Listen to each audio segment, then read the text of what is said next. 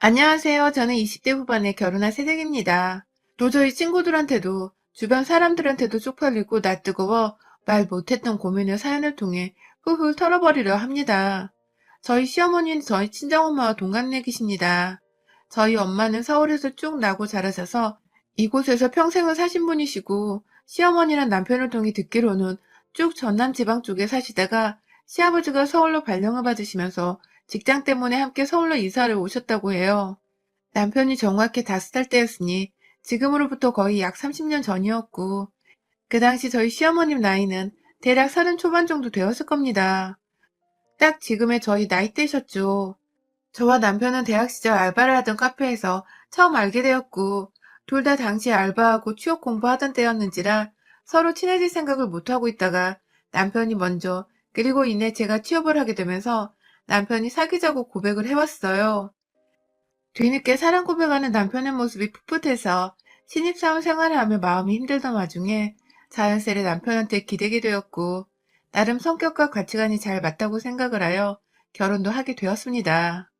작년에 코로나가 터지기 직전에 운 좋게 시까지 올리고 신혼여행까지 다녀왔으니 벌써 결혼한 지는 1년이 되어가는 중이네요. 결혼 준비를 하는 당시에 좀 문제가 많았었어요. 저희 친정엄마가 이 결혼을 극구 반대를 하신 이유 때문이었는데요.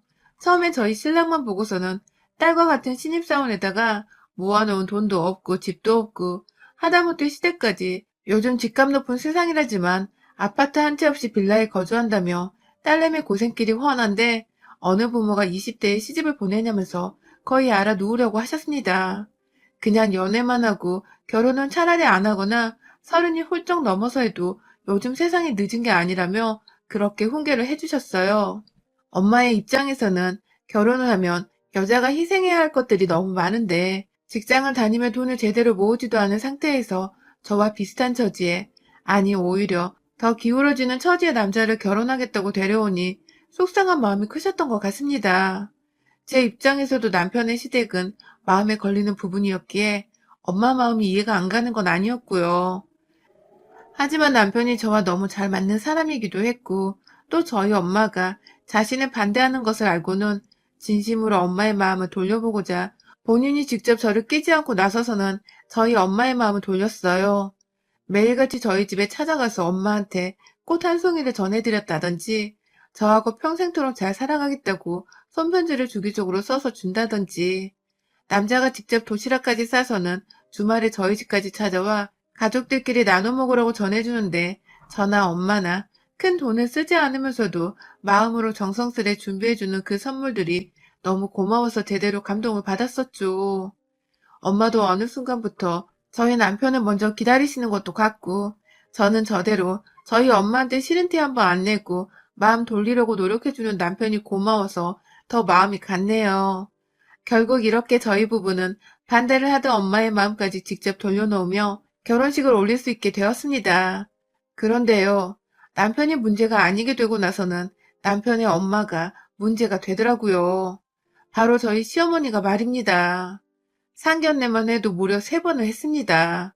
가볍게 밥 먹고 얘기 나누고 결혼 준비는 자식들이 어찌저찌 알아서 하면 될 문제기도 했는데, 저희 시어머니가 하도 유별나신 바람에 엄마가 이 결혼을 다시 뒤엎겠다고 한 적도 있었고, 기껏 마음을 다잡고 결혼을 허락하는 와중에도 시어머니랑 트러블이 많아서 한 번으로는 상견례를 끝낼 수가 없었어요.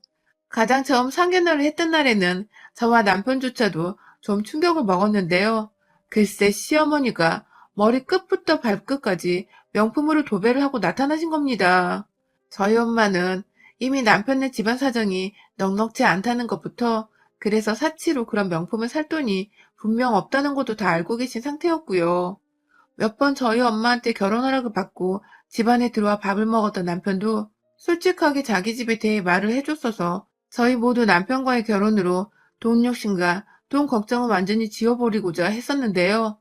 남편의 말을 뒤집기라도 하듯이 시어머니는 루비통 로고가 쨍하게 박혀있는 가방에 루비통 스카프, 그리고 그때 한여름이었는데 무슨 책모자까지 쓰고 오셔서는 심지어 거기에도 구찌 마크가, 입고 있는 옷에도, 그리고 바지 엉덩이 부분 주머니 위에도 로고가, 아, 충격이었습니다.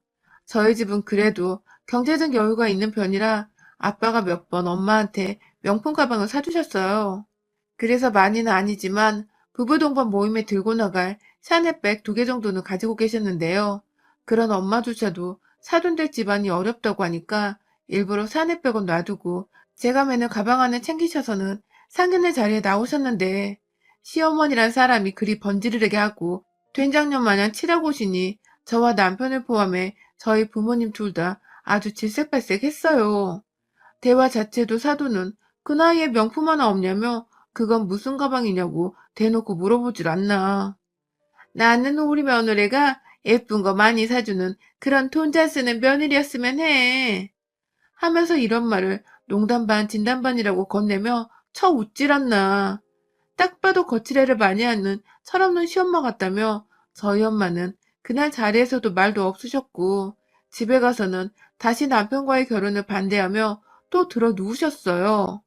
남편은 절대로 자신이 거짓말을 한 게 아니라며 자기 엄마가 사치가 심한 것도 아닌데 왜 그날 어디서 그 명품들을 다 얻어서 들고 나오신지 모르겠다고 울먹였고 나중에서야 밝혀진 바로는 아휴 시어머니가 글쎄 명품 렌탈샵에서 상견례 때 입으로부터 가방까지를 싹 다 자기 아들 카드를 털어 긁어 렌탈을 하셨다더군요.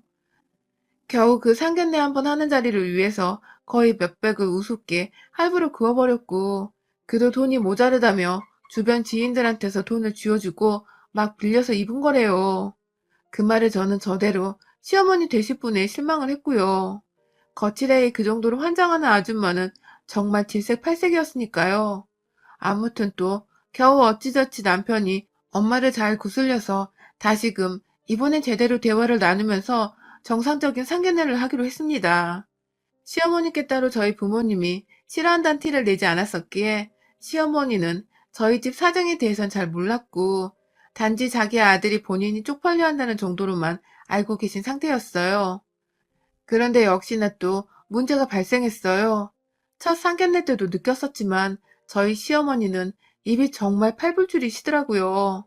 첫 상견례 땐 한정씨 집에서 식사를 했는데 그때도 자기 젊었을 적에는 고급 식당을 많이 다녀봤었다며 그때 사귀던 남자애들이 본인을 가만 놔두질 않고 데리고 다녔다는 다소 상견례 자리에서 하는 게 웃긴 말들을 서스럼없이 꺼내셔서 저희 엄마 아빠가 귀를 의심하게 만드시더니 이번에는 옷까지 다 멀쩡하게 입고 오셔서는 한다는 말씀이 옷이 많은데 우리 사돈 기죽을까봐 대충 입고 왔어요.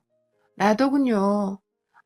저번에 입고 온 옷들 다 렌탈한 거 그 자리에 있던 저희 가족들은 모두 다 알고서 모른 척을 하고 있었는데 시어머니는 그걸 저희가 모르는 줄로만 알고서 계속해서 명품 브랜드 얘기를 꺼내며 거기 옷이 참 좋은데 사돈도 꼭 보여드리고 싶다라든지 사돈은 모르시겠지만 이라는 전제로 말을 시작해서는 사돈도 언젠가 입어보셨으면 좋겠어요.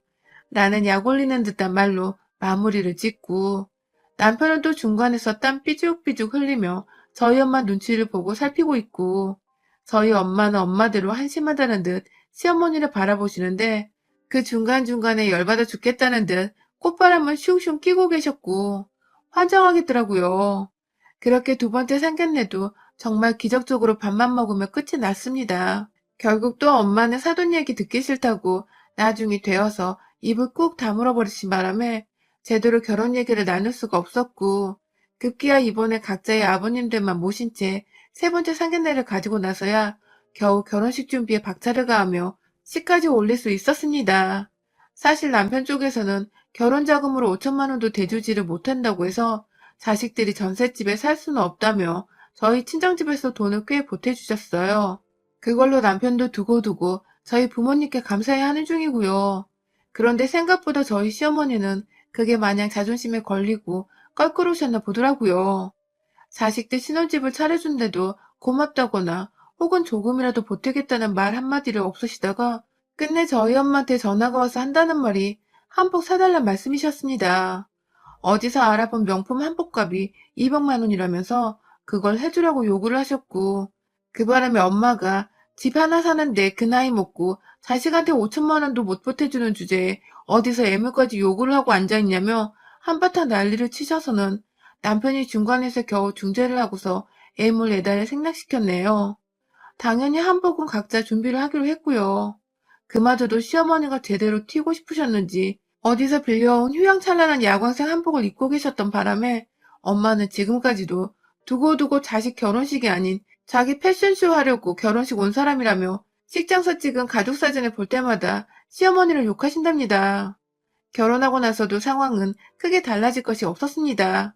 오히려 시어머니는 며느리가 돈을 더 들고 시집을 왔다면서 혹여나 그것 때문에 자신을 만만하고 우습게 볼까봐 걱정되셨는지 틈만 나면 전화를 하셔서는 한다는 소리가 넌 며느리니까 시어머니한테 도리를 하고 살아야 한다. 면서 자주 찾아오고 자주 인사를 하려는 훈계를 하셨고 또 며느리가 남편을 귀하게 섬겨야 집이 잘 돌아가고 남편이 밖에서 기피하고 돈을 벌어온다면서 저한테 남편 기분 상하게 할 일은 함부로 하지 말라며 신신당부를 하셨죠. 전체가 도대체 얼마나 조심하고 남편을 떠받들며 살아야 시어머니가 만족하실런가 싶어 좀 기분이 나쁘기도 했으나 일단 알겠다고만 하며 말씀을 들었어요. 그와 동시에 시어머니는 꼭 저희 엄마를 걸고 넘어지시면서 절 난처하게 만드셨는데요. 지나가는 말로 상견례 때 너네 엄마가 너무 처지셔서 내가 난감했다. 라는 말씀을 하시며 저희 엄마가 마치 너무 못생겼었고 본인은 눈에 띄게 예뻤다는 식의 대화를 꺼내거나 명품 한번 두르고 사돈을 만난 적이 없던 저희 엄마를 기억해내며 근데 너네 집은 해오면서 어째 니네 엄마는 명품 가방 하나 없니? 하면서 끝까지 본인이 들었던 가방이 렌탈한 명품이란 걸 숨기고 오히려 저희 엄마는 명품이 없다며 슬쩍 까내리시더라고요. 아휴, 확 그냥 어머니 그때 들었던 가방 다 렌탈한 거라면서요? 라고 비아냥거리고 싶었던 것을 바보처럼 전 또 꾹꾹 참았죠. 내세울 건 정작 하나 없는 분께서 나이를 한두 살 먹은 것도 아닌데 저리 입으로는 남과 비교를 하면 자신을 우위로 삼고 싶어 하고 없는 살림에도 돈 많은 척은 해야겠어서 명품을 렌탈이라도 해야 하고 어쩌다 저런 사람이 내 시어머니가 되었나 싶어서 참 씁쓸했습니다.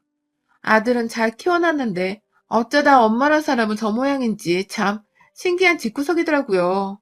그래도 어찌저찌 저와의 직접적인 트러블은 없었고 저희 엄마하고도 결혼식 이후로는 더 부딪힐 일이 없어서 말싸움이나 더 빈정상할 일은 없었습니다. 중간에서 저나 남편이나 자식들이 참고 말을 전하지만 않으면 아무런 문제가 될 게 없었죠. 그러던 중 결국 중간에서 시어머니 등살을 당해내던 제가 더 이상은 못 참겠는 일이 있었습니다. 기어코 두 분이 결혼식 후 처음으로 저희 집안에서 함께 마주하게 되며 그 사단이 벌어진 겁니다. 시어머니께서 그간 쭉 왜 집들이를 안 하냐며 전화를 하실 때마다 집 초대하는 소리를 하셨어요. 저야 물론 코로나를 들먹이며 시어머니뿐만 아니라 저희 친정 식구들까지도 간간히 엄마 혼자만 집에 오시게 하고 집들이를 미뤘습니다. 시어머니는 오시면 제가 요리하고 정신없이 밥을 차려내야 하지만 저희 엄마는 직접 돈 주고 집을 사주신 장본인이기도 하시고 매번 올 때마다 저 걱정해서 반찬들을 바리바리 싸우시는지라 당연히 시어머니와 비교할 거리가 아니었어요. 그러다 결국은 새해엔 그만 시어머니 잔소리를 듣자는 마음에서 집으로 초대를 했습니다. 혼자만 초대를 할 수 없으니 시아버지까지 딱 둘만 초대를 했어요. 그리고 아니나 다를까 시어머니는 집들이라는 이유로 이것저것 본인 먹고 싶으셨던 것들을 목록으로 작성까지 하셔서 저한테 이틀 전에 건네주셨고 저는 그거 한다고 이틀 전부터 남편이랑 장을 보러 다녔죠. 사실 중간에 한번 엄마한테도 도움을 요청해 요리법도 좀 익혀뒀고 씩씩거리며 이 시국에 웬 집들이에 자기 먹고 싶은 걸 나열해서 음식 시키는 시엄마가 어디냐며 또 수학이 너머로 욕을 하셨지만 전 며느리니까 당연히 한 번은 해야 할 일이라며 엄마를 다독이고 연락을 끊었고요. 그런데 문제는 집들이당에 시어머니가 약속 시간보다 4시간을 무려 일찍 집에 오셔서는 반나절 내내 TV 보고 드러누워 집안에서 시아버지와 함께 제 집 드나들들 돌아다니고 냉장고를 털어 드시는 겁니다. 집들이 요리를 마무리 짓는 와중에도 시어머니가 커피 타달라고 하고 과자 없냐고 하다못해 백세주나 복분자 같은 거 없냐고 막 물어보셔서 제가 한번 뛰쳐나가 술을 사오기도 했어요. 남편을 시키려 했는데 어머님의 아들하고 오랜만에 봐서 보내기 싫다고 잡고 계신 바람에 그 5분 거리 슈퍼까지 제가 요리하다 말고 다녀왔네요. 그러다 아직 밥이 다 완성이 안 돼요. 부엌에 서서 한숨을 돌리고 있는데 밖에서 누가 초인종을 눌렀어요. 나가보니 저희 친정 엄마셨습니다. 들어오자마자 씩씩거리던 엄마는 소파에 드러누워 저희 남편을 옆에 꼭 끼고서 있던 시어머니의 모습을 보자 저걸 때려 말어 하는 식의 눈빛을 저한테 보이고 고민을 하고 계신 듯 했어요. 시어머니는 뒤늦게야 채만 차린다고 소파에 바로 앉으셔선 어머 사돈이 웬일이에요? 라며 물었고 시아버지로부터 저희 남편은 하필 그 순간에 장모님이 들어오셨다고 바짝 긴장해서는 제자리에 서성이며 엄마한테 안부를 묻고 있었어요. 엄마는 최대한 저희 시아버지를 마주보며 네, 제가 밖에서 저희 애를 봤는데요. 혼자 슈퍼를 갔다 급히 뛰어가더니 집에 와보니 이번에 또 혼자 부엌에 있네요. 라고 말을 했고 저희 남편은 쩔쩔대며 어머님 죄송합니다. 제가 도와주다 잠시 라고 말을 흐렸습니다. 이제 보니 엄마가 저 걱정된다고 일찍부터 저희 아파트에 와서는 집에 들어올까 말까 보고 있었나 보더라고요. 그 와중에 고민할 것 없이 제가 후다닥 슈퍼 뛰쳐나갔다가 들어가는 질색팔색한 모습에 엄마 된 입장에서 울컥하셨던 거죠. 뭐 남편도 자기 엄마 오랜만에 봤다고 살짝 긴장 풀고서 저 안 도와준 거 스스로도 인정하는데 말을 흐리고 시아버님은 시아버님대로 고개를 푹 숙이고 계시고 분위기가 점차 살벌해져 가는 와중에 우리 시어머니가 또 초를 치시더군요. 며느리가 결혼하고서 집들이 한번 안 하는 게 말이 돼요? 근데 말이야, 집들이 하러 와보니 기본적인 것도 없고 말이야, 응? 하며 오히려 저희 엄마를 보며 막 따져대듯 하셨습니다. 그러자 엄마는 부엌 식탁 위에 놓여진 검은 봉다리 앞으로 가 봉지를 열곤 기본적이란 게 술이에요? 한쪽에서 요리를 하고 있으면 시간 널널한 아드님 좀 슈퍼에 보내지 그러셨어요. 하고 이어 말대꾸를 했고 그러자 시어머니는 아니 내 아들 집에 와서 내 아들 좀 더 보고 있겠다는데 그거 좀 며느리 시키면 어디 텄나요? 라고 쏘아댔습니다. 일촉즉발의 상황이었어요. 그리고 그때 저희 엄마가 그간 쌓였던 게 많으셨는지 한숨을 푹 쉬면서 땅을 쳐다보다 고개를 드시고는 여기 그쪽 아들 집 아니고 내 돈 들여 장만한 내 딸 집이야. 라고 소리를 쩌렁쩌렁하게 질러대셨습니다.